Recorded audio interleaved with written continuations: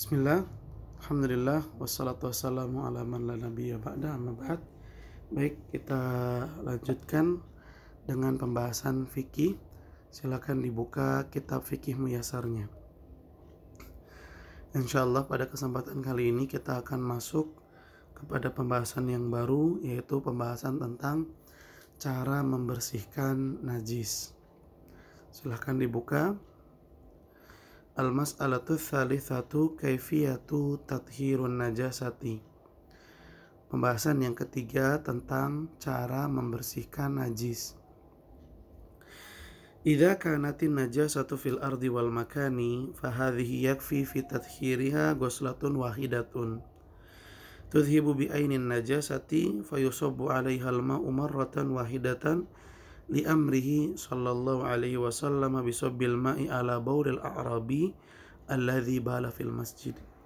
Yang pertama, jika najis mengenai tempat atau tanah atau lantai, maka cara membersihkannya itu cukup dengan sekali membersihkan.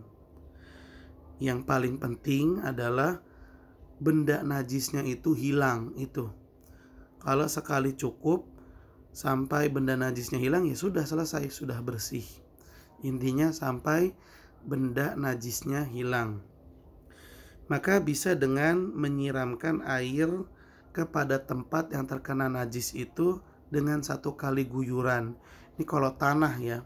Berarti kalau pel ya tinggal sekali pel misalnya hilang, ya udah nggak ada benda najisnya, udah nggak bau, ya sudah bersih. Sekali sudah cukup. Karena Nabi Shallallahu Alaihi Wasallam memerintahkan untuk mengguyur air pada tempat yang terkena air kencing Arab Badui, di mana ada seorang Arab Badui suatu ketika kencing di dalam masjid. Lalu Nabi Shallallahu Alaihi Wasallam memerintahkan untuk mengguyur bekas kencingnya dengan satu kali guyuran. Nah, ini kalau najis menempel atau terkena pada tempat lantai, tanah, dan yang semisalnya. Athani, idza kanatin najasatu ala ghairil ardi ka'an takuna fi thawbi aw fil ina'i fa in kanat min kalbin walagha fil ina'i fala budda min ghuslihi sab'u ghuslatin ihdahunna bit turab liqaulihi sallallahu alaihi wasallam idza walaghal kalbu fi ina'i ahadikum falyagsilhu sab'an ulahunna bit turab wa hadzal hukmu amun fil ina'i wa ghairihi kathiyabi wal farash tawal fursh. Taib. Yang kedua, apabila najis itu mengenai pakaian atau wadah,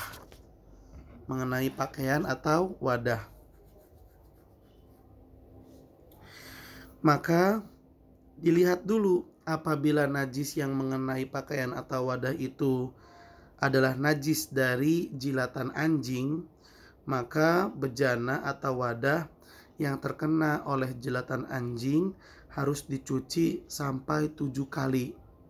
Dicucinya sampai 7 kali. Dan salah satunya harus dicampur atau dicuci dengan tanah. Misalnya ini wadah dicuci 1 kali, 2 kali, 3 kali, yang keempat kali dicampur dengan tanah, kemudian yang kelima dibilas dengan air, yang keenam dibilas dengan air, yang ketujuh dibilas dengan air, selesai. Seperti itu cara membersihkan wadah yang terkena jilatan anjing.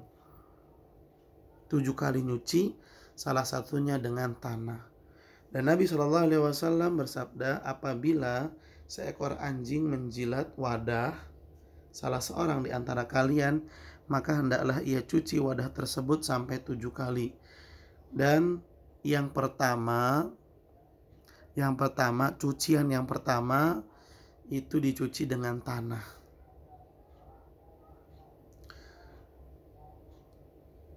Hukum ini yaitu mencuci dari jilatan anjing sampai 7 kali bukan hanya berlaku pada wadah saja, tapi juga berlaku pada baju dan juga tikar, karpet. Kalau dijilat harus dicuci sampai 7 kali. Kenapa sampai 7 kali? Ini luar biasa, termasuk mukjizat dari Nabi Shallallahu Alaihi Wasallam. Ilmuwan mencoba mengkaji hadis ini. Ketika mereka mencuci benda yang terkena jilatan anjing dengan sabun, justru bakterinya malah makin banyak, nggak mati. Dipakai air juga nggak mati. Tapi ketika dengan tanah, bakterinya pada lenyap semua. Inilah mukjizat Nabi Shallallahu Alaihi Wasallam. Amma najasatul khinziri fasahihu annaha kasairin najasat yakfi ghusluha marratan wahidatan tuzhibu bi'ainin najasati wala yushtaratu ghusluha sab'u marratin. Jika najis yang mengenai pakaian, mengenai wadah adalah najis yang sumbernya dari babi. Kalau tadi kan anjing ya, ini sekarang pembahasannya sumbernya dari babi. Maka pendapat yang benar menyatakan bahwa najisnya babi itu sama seperti najis pada umumnya. Sehingga ketika wadah atau pakaian terkena jilatan babi misalnya, untuk membersihkan pakaian dan wadah itu cukup dengan sekali membersihkan, sekali mencucinya. Yang penting benda najisnya hilang, telah tidak ada. Dan dalam membersihkan atau mensucikan najis yang disebabkan oleh babi ini, tidak disyaratkan untuk mencucinya sampai 7 kali sebagaimana najis yang diakibatkan oleh anjing. Ini tidak perlu. Karena pendapat yang sahih, najis yang disebabkan oleh babi dihukumi sama seperti najis pada umumnya. Wa in kanatin najasatu minal bauli wal ghaiti wad dami wa nahwiha fa innaha tughsalu bil ma'i ma'al faraq wal 'asr hatta tadhhabu wa tazul hatta tadhhaba wa tazula wa la yabqa laha atharun wa yakfi fi ghusliha marratan wahidatan. Jika najis yang mengenai pakaian atau wadah itu adalah najis dari kotoran, ya, tinja, atau dari air kencing, atau dari darah, maka cara mensucikannya ialah dicuci dengan air, harus disertai dengan dikerik atau digosok serta diperes sampai hilang benda najisnya, sampai hilang. Dicuci dengan air, dikucek, digosok ya. Bukan digosok tapi disikat maksudnya. Dicuci dengan air, disikat dan diperas sampai hilang benda najisnya dan tidak ada bekas. Sehingga kalau misalnya itu cukup sekali, ya sudah cukup. Sekali diguyur dengan air, lalu dicuci, disikat, diperes, hilang najisnya, udah nggak ada lagi bekasnya, berarti bendanya sudah suci kembali, pakaiannya udah suci, wadahnya sudah suci. Wa yakfi fi tadhiri baulil gulami alladhi lam ya'kulit ta'ama an-nuthu wa huwa rashuhu bil ma'i liqauli sallallahu alaihi wasallam yuksalu min baulil jariyati wa yumdahu min baulil gulami wali hadithi Ummi Qais binti Muhsan al-Mutaqaddim.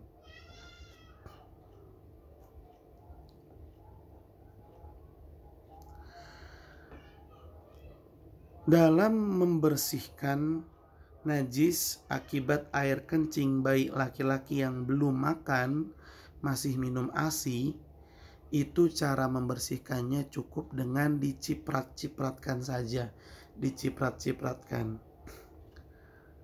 Liqauli sallallahu alaihi wasallam, ini berdasarkan dengan sabda Nabi sallallahu alaihi wasallam, air kencing bayi perempuan itu harus dicuci. Pakaian yang terkena air kencing bayi perempuan harus dicuci.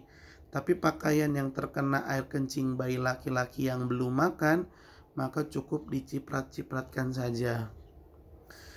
Dan ini berdasarkan hadis yang diriwayatkan oleh Ummi Qais bintu Muhsan yang telah kita lewati. Amma jildul maitati al-ma'kulatil lahmi fa innahu yathuru bid-dibagi liqauli sallallahu alaihi wasallam ayyuma ihabin dubigo faqad tahura. Kulit bangkai hewan yang boleh dimakan, kayak misalnya nih ada kambing mati tanpa disembelih, kan jadi bangkai itu. Tapi kan kambing kalau misalnya disembelih dagingnya boleh dimakan, ya kan? Nah, sekali lagi, kulit bangkai hewan yang bisa dimakan kalau dia disembelih, nah kulitnya itu kalau dia udah menjadi bangkai, kulitnya masih bisa dimanfaatkan. Kambing kan boleh dimakan ya kalau misalnya kita sembelih. Nah, kalau dia mati tanpa disembelih berarti dia udah jadi bangkai. Ada gak sesuatu dari kambing itu yang bisa untuk dimanfaatkan? Jawabannya ada. Apanya? Jawabannya adalah kulitnya. Kulitnya, walaupun itu kambing sudah menjadi bangkai, kulitnya masih bisa digunakan, dimanfaatkan. Ya tentunya harus disucikan terlebih dahulu kulit tersebut. Bagaimana cara mensucikannya? Caranya dengan disamak. Namanya disamak. Ya pokoknya dicuci dengan benda-benda yang bisa membersihkan. Mungkin dengan garam, dengan jeruk nipis, direndam dengan air garam, supaya kuman-kumannya hilang, bakteri-bakterinya pada mati. Nabi SAW bersabda, ayyuma ihabin, kulit manapun dubigo disamak faqad tahura, maka dia telah menjadi suci. Wadamul haid tagsiluhul mar'atu min thawbiha bil ma'i thumma tamdahuhu thumma tusalli fihi. Darah haid yang terkena pakaian maka dicuci dengan air, kemudian dibilas. Setelah itu pakaiannya menjadi suci dan boleh digunakan untuk sholat lagi. Fa'alal muslimi an yahtamma bit taharati minan najasati fi badanihi wa makanihi wa thawbihi alladhi yusalli fihi li'annaha syartun li sihhatis salat. Seorang muslim itu wajib, patut, harus, mesti dan sudah seyogyanya untuk memperhatikan kesucian pakaian, badan dan tempatnya. Harus diperhatikan, kalau ada najis ya dibersihkan. Kenapa harus memperhatikan kesucian 3 hal tadi? Badan, pakaian, dan tempat. Karena sesungguhnya kesucian badan, pakaian, dan tempat adalah syarat diterimanya sholat, syarat sahnya sholat. Baik ahibati fillah, alhamdulillah, dengan demikian kita tentang bab tentang najis telah selesai. Bab tentang najis telah selesai. Nah, kita lanjut kepada bab yang berikutnya. Ini bab terakhir dari kitab Thaharah, yaitu bab tentang haid dan nifas. Haid dan nifas.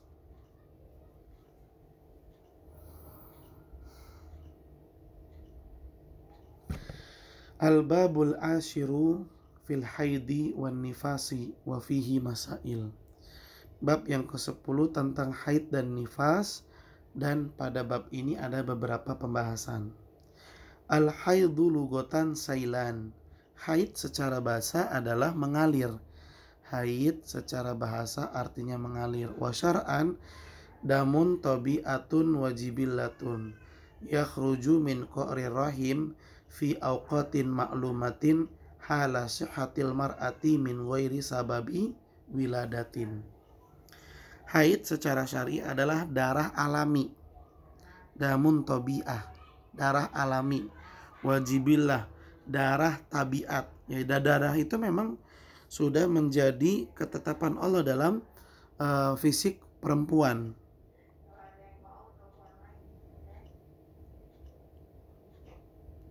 Di mana darah itu keluar dari dasar rahim, dari qa'rir rahim, dari dasar rahim. Pada waktu-waktu tertentu. Jadi keluarnya nggak sembarangan, ada waktu-waktunya. Ada waktu-waktunya. Dan keluarnya darah tersebut dalam kondisi wanita memang lagi sehat. Ya, wanita yang haid itu menandakan dia sehat. Dan keluarnya darah haid ini bukan karena setelah lahiran. Jadi darah ini adalah darah tabiat, darah alami yang keluar dari dalam rahim pada waktu-waktu yang tertentu dalam kondisi wanita yang sedang sehat dan bukan setelah lahiran. Kok keluar darah sehat? Iya, justru wanita kalau haid itu menandakan dirinya sehat. Wan nifasu damun yakhruju minal mar'ati indal wiladah. Adapun darah nifas adalah darah yang keluar dari perempuan setelah persalinan, setelah melahirkan. Darah yang keluar dari perempuan setelah melahirkan itu namanya darah nifas. Al-mas'alatul ula bidayatu waqtil haidi wa nihayatihi. Bidayatu waqtil haidi wa nihayatuhu. Kapan awal haid dan kapan selesai. Batas atau permulaan dan akhir waktu haid. La haidha qabla tamami tis'i sinina li'annahu lam yathbut fil wujudi limra'atin haidun qabla dzalika. Penulis mengatakan perempuan tidak mungkin haid kalau dia usianya masih di bawah 9 tahun. Karena belum ada kabar adanya perempuan haid ketika belum ada kabar perempuan haid usianya di bawah 9 tahun, belum ada. Wa qad ruwiya an Aisyah radhiyallahu anha qalat, dan telah diriwayatkan dari Aisyah radhiyallahu taala anha bahwasanya beliau berkata, idza balagatil jariyatu tis'a sinina fahiya imra'atun. Apabila anak perempuan telah menginjak usia 9 tahun, maka dia telah menjadi perempuan dewasa. Wala haidha ba'da khamsina sanatan fil ghalibi ala sahidan. Kalau perempuan sudah menginjak usia 50 tahun, maka dia gak akan haid lagi. Dan ini pendapat yang benar. Begitu kata penulis. Wa qad ruwiya an Aisyah radhiyallahu anha qalat, dan telah diriwayatkan juga dari Aisyah radhiyallahu anha bahwasanya beliau berkata, idza balagatil mar'atu khamsina sanatan kharajat min haddil haidi. Apabila seorang perempuan telah menginjak usia 50 tahun, maka dia sudah tidak lagi haid. Nah, dari sini berarti dinyatakan bahwa usia minimal perempuan haid itu 9 tahun. Kenapa? Karena di usia 9 tahun inilah perempuan dinyatakan sudah dewasa. Maka belum ada kabar perempuan haid berusia di bawah usia 9 tahun. Sedangkan batas akhir wanita haid itu kalau usianya adalah 50 tahun. Jadi setelah 50 tahun udah gak haid lagi.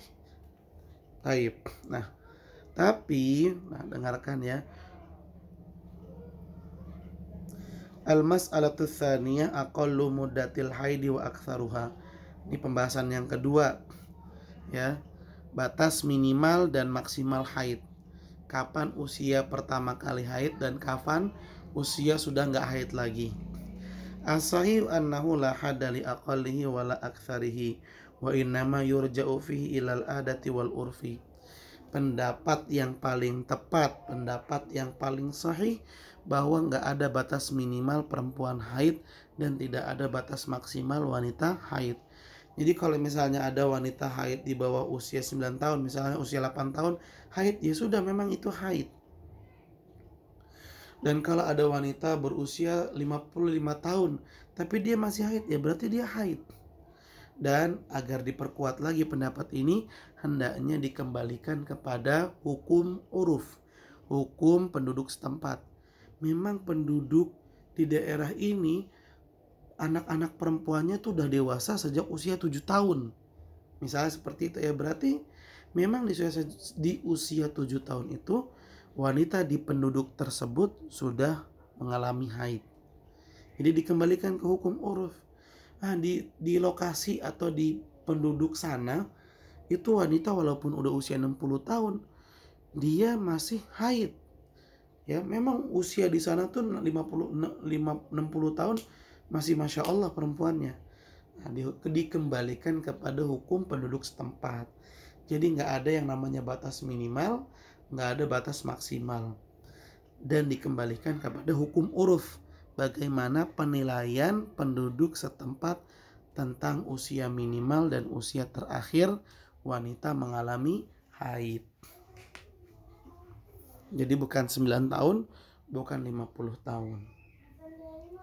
Al-mas'alatu tsalitsatu, pembahasan yang ketiga.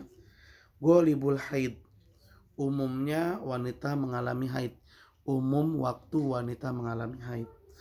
Wa ghalib sit aw sab' liqauli sallallahu alaihi wasallam li Hamnah bintu Jahshin tahayyadi fi ilmillahi sittata ayamin aw sab'ata ayamin thumma tasili wa salli arba'ata wa ishrina yauman aw thalathata wa ishrina yauman kama yahidun nisa'u wa yadkhurna limiqati haidihinna wa tuhrihinna. Pada umumnya perempuan itu kalau haid ya 6 atau 7 hari. Ya, mengalami haid selama 6 atau 7 hari. Hal ini berdasarkan sabda Nabi SAW kepada Hamnah binti Jahsy. Kata Nabi, jadikanlah dirimu berstatus haid sesuai dengan ilmu Allah, yaitu selama 6 hari atau 7 hari. Setelah itu mandi dan sholat selama 24 hari atau 23 hari. Hal ini sebagaimana kaum wanita biasa haid dan suci berdasarkan waktu haid mereka dan waktu suci mereka. Nah, sebulan itu kan ada 30 hari ya, sebulan ada 30 hari lah umumnya. Jadi kalau perempuan itu haid 6 hari, maka 24 harinya dia sholat. Kalau perempuan itu haid selama 7 hari, berarti 23 harinya dia sholat. Nah, ini umumnya perempuan. Perempuan umumnya haid berlangsung selama 6 atau 7 hari.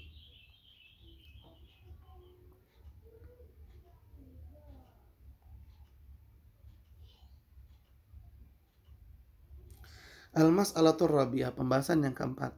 Ma yahrumu bil haidhi wan nifasi. Perbuatan yang haram untuk dilakukan oleh wanita yang sedang haid atau nifas. Wanita yang sedang haid dan sedang nifas ada amalan yang tidak boleh dilakukan. Yahrumu bisababil haidhi wan nifasi umurun. Ada beberapa perbuatan yang haram disebabkan oleh haid dan nifas. Gara-gara haid dan nifas perbuatan itu jadi haram. Al-awwalu al-wat'u fil farji. Yang pertama berhubungan suami istri. Dalam kondisi haid dan nifas tidak boleh. Liqauli ta'ala, hal ini berdasarkan firman Allah Subhanahu wa taala, wa tazilun nisaa fil mahidhi wa la taqrabuhunna hatta yathurna. Faqala Nabi sallallahu alaihi wasallam hina nazarat isna'u kulla syai'in illa nikaha. Ini yang pertama gak boleh dilakukan oleh wanita yang mengalami haid atau nifas, yaitu berhubungan suami istri. Hal ini berdasarkan firman Allah Subhanahu wa taala, jauhilah oleh kalian istri kalian pada waktu haidnya, dan janganlah kalian mendekati mereka sampai mereka suci. Ketika ayat ini turun, Nabi SAW bersabda, silakan kalian bersenang-senang dengan pasangan kalian.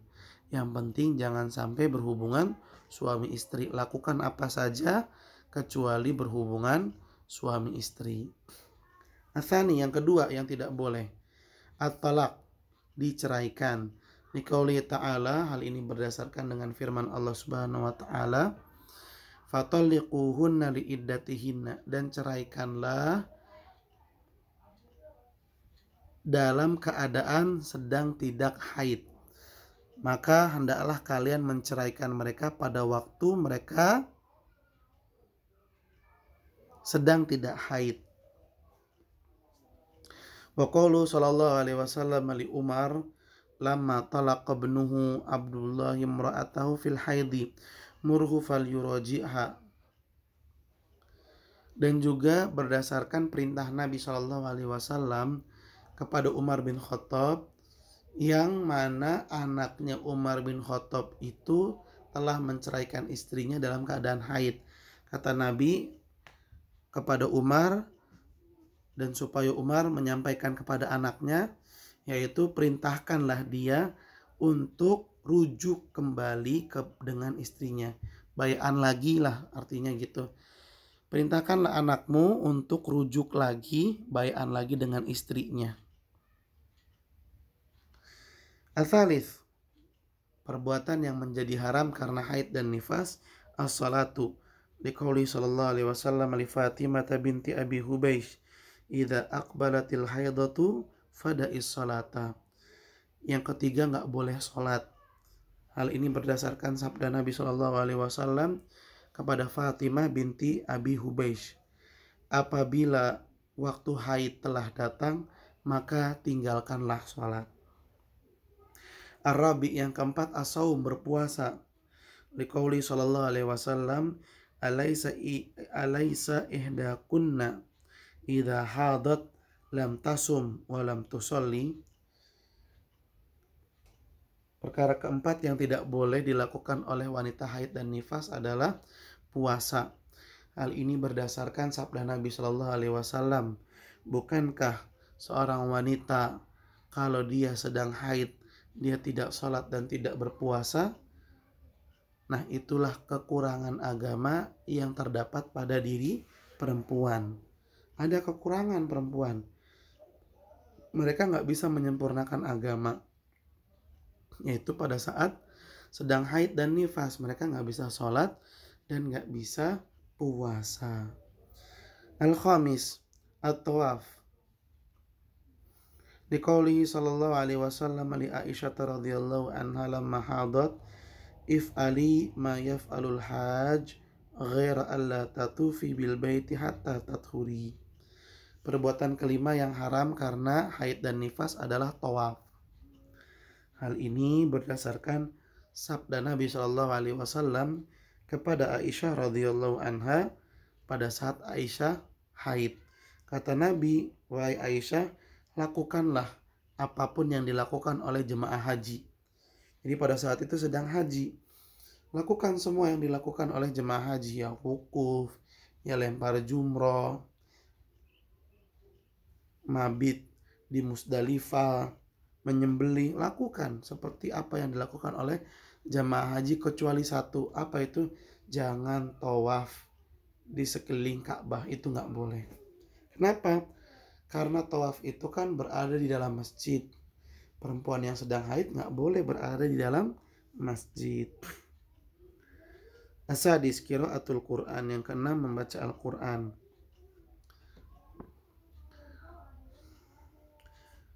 Wa huwa qawlu katsirin min ahlil ilmi minas sahabati wat tabi'in. Membaca Al-Quran itu dilarang ketika dalam keadaan haid dan nifas. Dan ini adalah pendapat yang paling banyak, pendapat yang banyak disampaikan oleh ulama dari kalangan sahabat dan tabi'in dan orang-orang yang datang setelah mereka. Lakin idza tajat ilal qiraati ka'an tahtaja ila murajaati mahfudhiha hatta la yunsa au ta'lim al-banat fil madaris au qiraah wirdiha jazalah dzalika wa in lam yakun tahtaj fala taqra kama qala bihi ba'du ahli ilmi. Akan tetapi wanita yang haid atau nifas, kalau dia butuh baca Quran maka boleh. Hukum asalnya nggak boleh, tapi kalau dia butuh maka boleh. Apa yang menyebabkannya butuh? Satu, karena dia pengen murojaah hafalan. Kalau nggak dia murojaah takutnya lupa.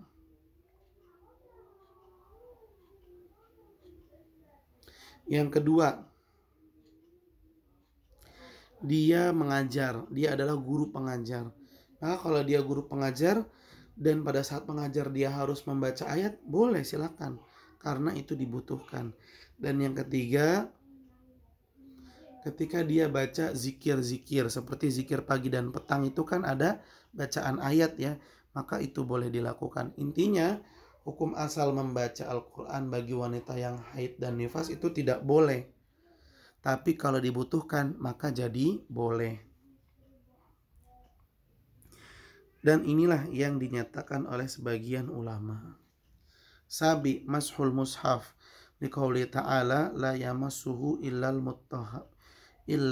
mutahharun. Yang ketujuh, perempuan haid dan nifas tidak boleh megang Al-Quran. Hal ini berdasarkan firman Allah Subhanahu wa ta'ala, dan tidak ada yang boleh menyentuhnya kecuali orang-orang dalam keadaan suci. Thamin, dukhulul masjidi wal lubthu fihi. Liqauli sallallahu alaihi wasallam, la uhillul masjida li junubin wala haidin.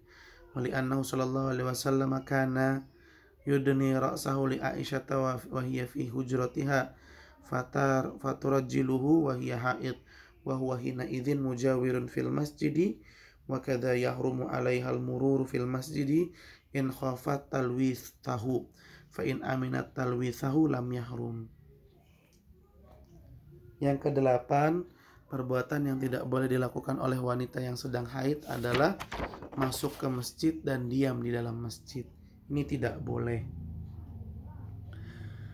Berdasarkan sabda Nabi Shallallahu Alaihi Wasallam, aku tidak membolehkan masjid ini dimasuki oleh orang yang dalam keadaan junub dan wanita yang dalam keadaan haid.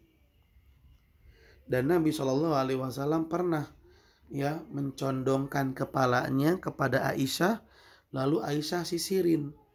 Padahal pada saat itu Aisyah sedang dalam keadaan haid. Namun posisinya berbeda. Nabi ada di dalam Masjid Nabawi, sedangkan Aisyah ada di rumahnya. Masjid Nabawi dengan rumahnya Nabi itu bersampingan, bertetanggaan. Jadi Nabi menjulurkan kepalanya begitu ya ke Aisyah. Nabi badannya ada di masjid tapi kepalanya masuk ke rumah. Aisyah pun menyisir Nabi SAW.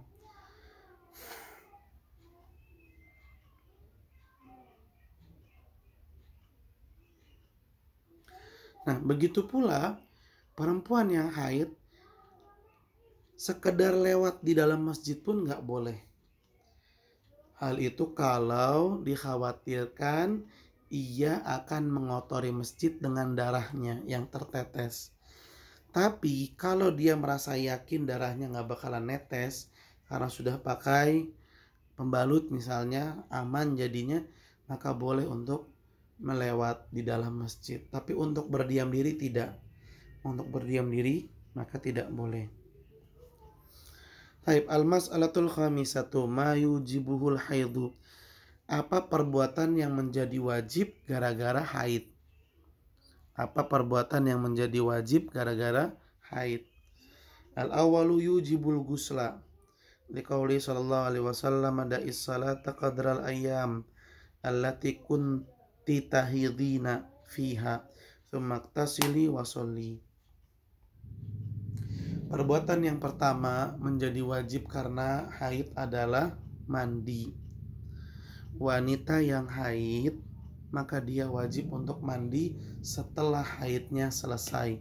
Hal ini berdasarkan sabda Nabi Shallallahu Alaihi Wasallam, tinggalkanlah salat selama hari-hari kamu mengalami haid, dan jika haidnya sudah selesai hendaklah kamu mandi kemudian melaksanakan salat. Atsani al-bulu, dewasa. Liqauli sallallahu alaihi wasallam la yaqbalullah salata haidin illa bi khimarin faqad aujaba 'alaiha sitratu bi husulil haidi fadalla ala anna taklifa hasala bihi wa inna ma yahsulu dzalika bil bulugh. Yang kedua adalah dewasa.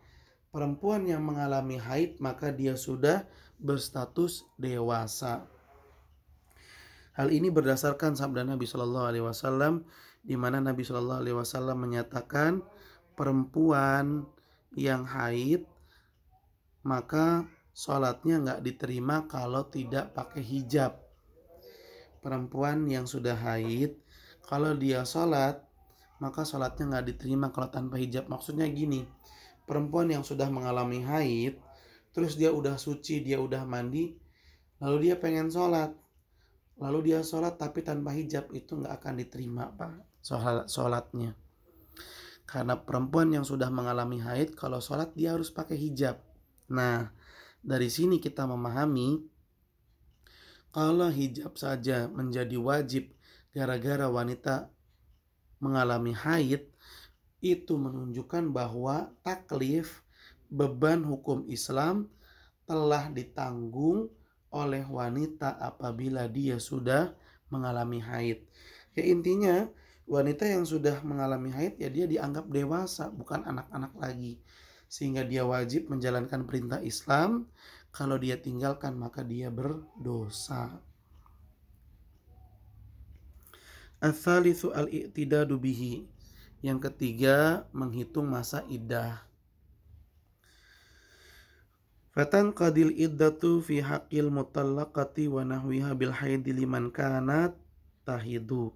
Liqaulihi ta'ala wal mutallaqatu yatarabbasna bi anfusihinna salasata quru, yakni salasa hiyadin.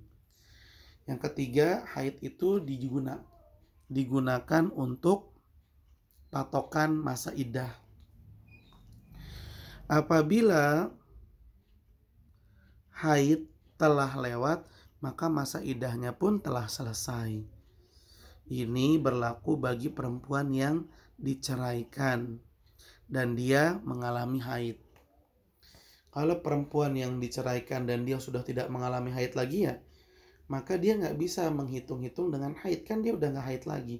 Seperti perempuan yang udah berusia 60 tahun terus cerai, masa iddahnya tidak lagi bisa menghitung dengan haid karena dia sudah nggak haid lagi. Lalu dengan apa? Dengan hari, dengan waktu.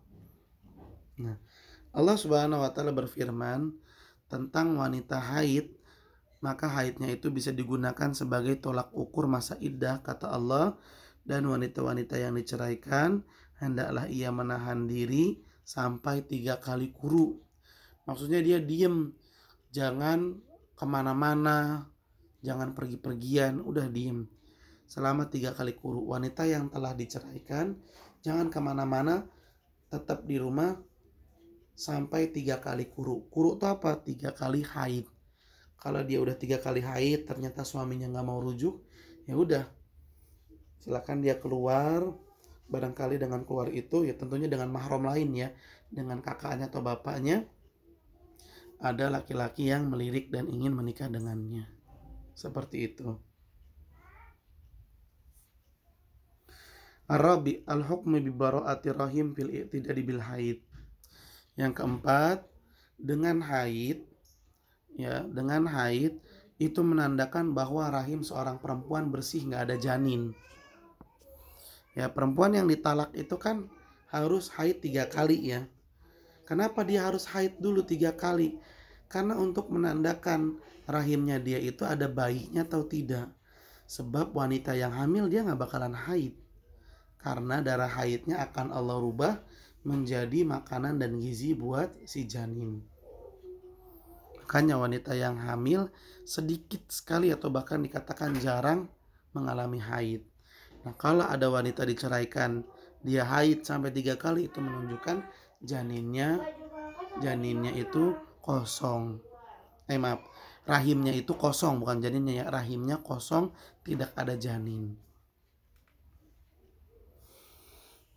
Haid bisa digunakan sebagai tanda bahwa rahim seorang wanita itu tidak ada janinnya, artinya dia tidak sedang mengandung.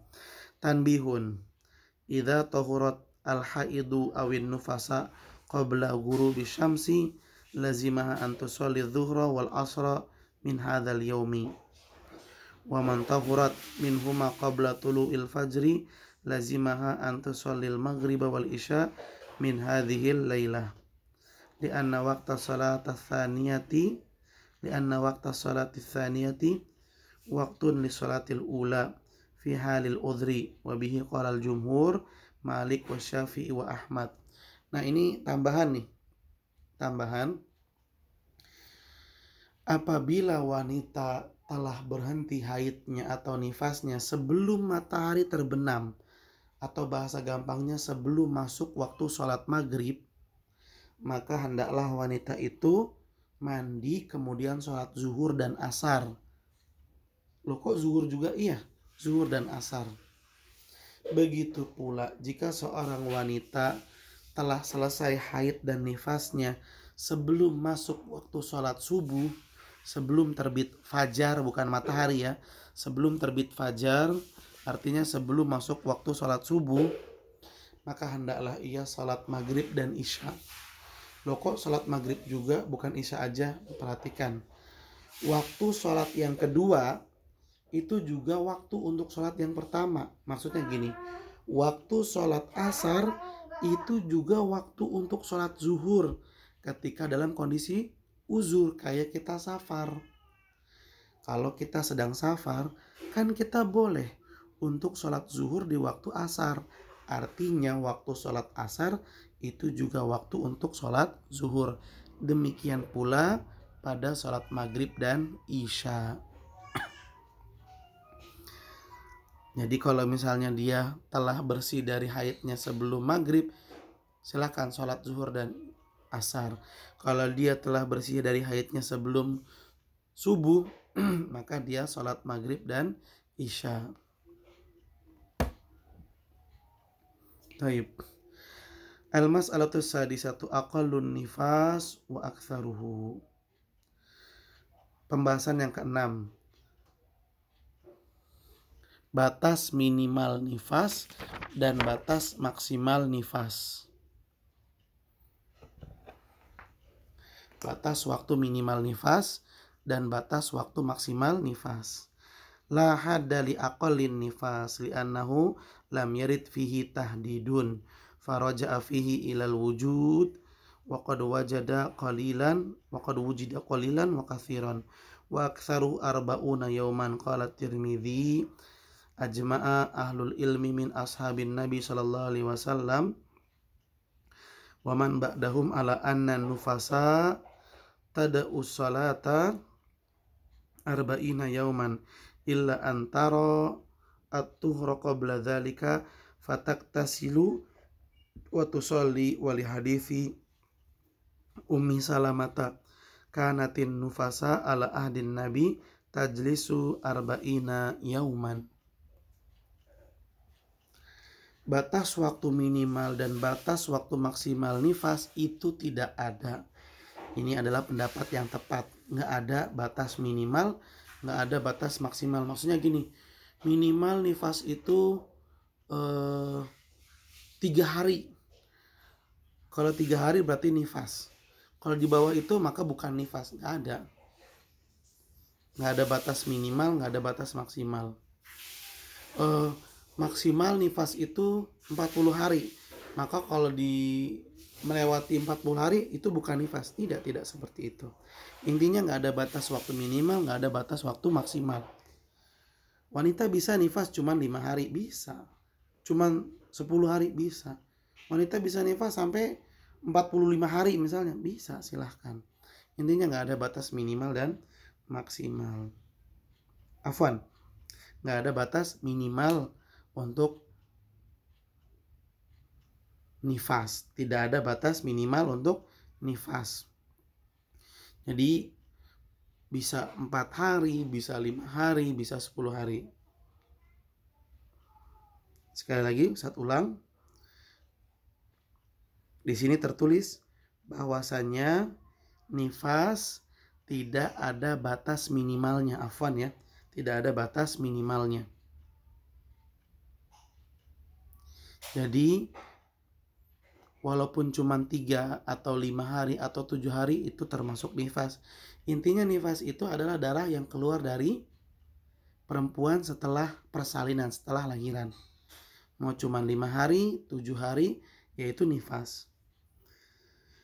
Namun untuk batas maksimalnya ada. Ini afwan, untuk batas maksimalnya ada, yaitu 40 hari. Ya, tidak lebih. Wanita nifas itu paling lama adalah 40 hari. Maka selama 40 hari itu wanita tidak melaksanakan sholat dan tidak melaksanakan puasa. Kalau lebih dari 40 hari, misalnya sudah hari ke-43 kok masih keluar darah, berarti hari ke-41, 42, 43 walaupun keluar darah enggak dianggap nifas. Berarti dia sudah bisa sholat dan puasa. Sehingga di hari ke-40, di hari terakhir ke-40 udah silahkan mandi.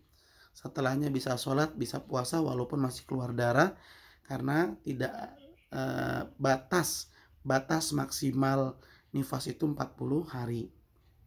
Tapi jika sebelum 40 hari darahnya udah nggak keluar, ya berarti sudah selesai, darah nifasnya sudah selesai. Dan inilah yang disepakati oleh sahabat Nabi dan generasi setelahnya, di mana seorang perempuan yang mengalami nifas itu paling lama 40 hari. Jika dia telah melihat darahnya sudah nggak keluar lagi sebelum 40 hari, misalnya baru 30 hari udah nggak keluar lagi darahnya, ya sudah, berarti dia sudah selesai nifasnya. Jadi dia tinggal mandi, kemudian sholat dan berpuasa. Ini berdasarkan hadis Ummi Salamah juga. Kata Ummi Salamah, dahulu wanita-wanita yang mengalami nifas di masa Nabi, mereka itu menanti nifasnya sampai 40 hari.